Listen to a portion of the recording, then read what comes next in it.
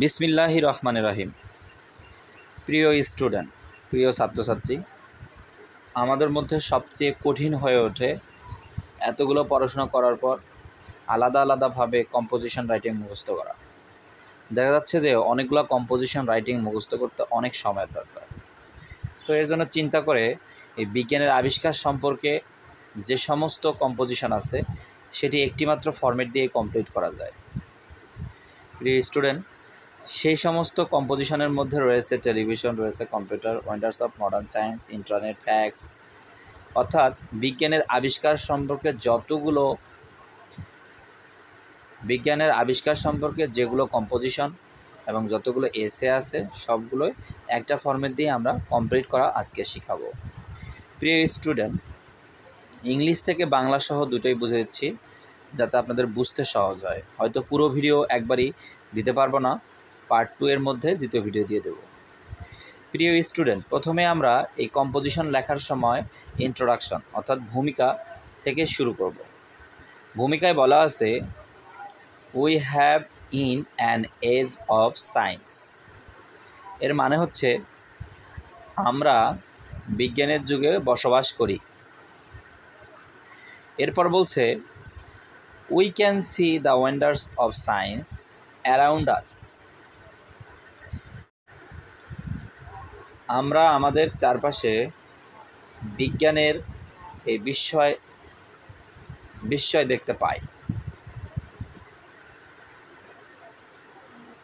এরপর বলছে, science has made our life easy and comfortable. বিজ্ঞান আমাদের জীবন সহজ এবং আরামদায়ক করে তুলেছে।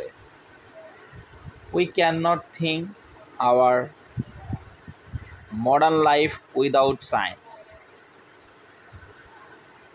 বিজ্ঞান ছাড়া আমাদের আধুনিক জীবন কল্পনাই করা যায় না।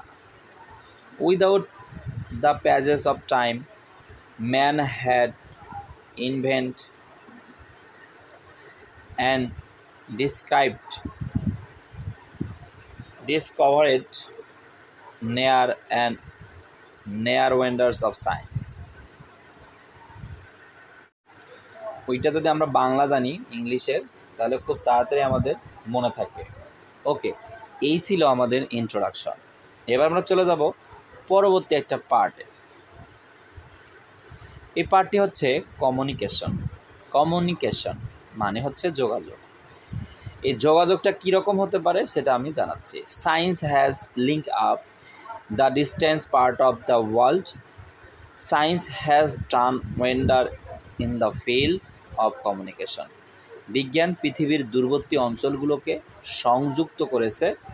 যোগাযোগের ক্ষেত্রে বিজ্ঞান বিস্ময়কর আবিষ্কার করেছে। They have brought the world closer to আস।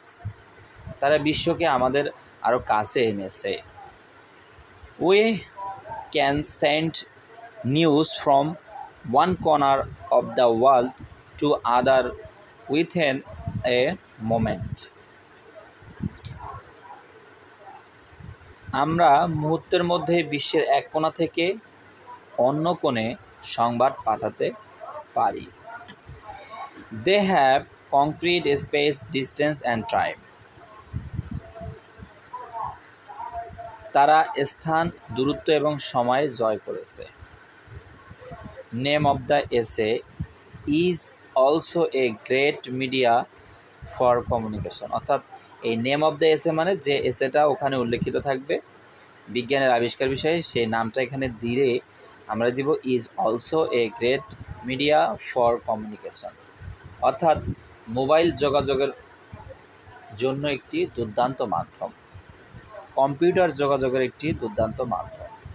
শুধু এই নেম অফ দ্য এসের জায়গায় উপরের যে কোনো একটি এসে আসলে সেটা এখানে দিলেই হয়ে যাবে।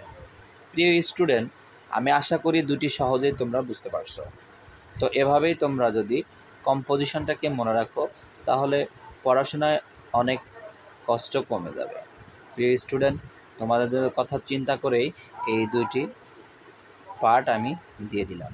বাকি অংশ যদি ভালো লাগে তাহলে বাকি অংশ দিয়ে দিব ইনশাল্লাহ। প্রিয় স্টুডেন্ট, যদি আপনাদের বাকি অংশ লাগে সেক্ষেত্রে অবশ্যই কমেন্ট বক্সে জানাবেন।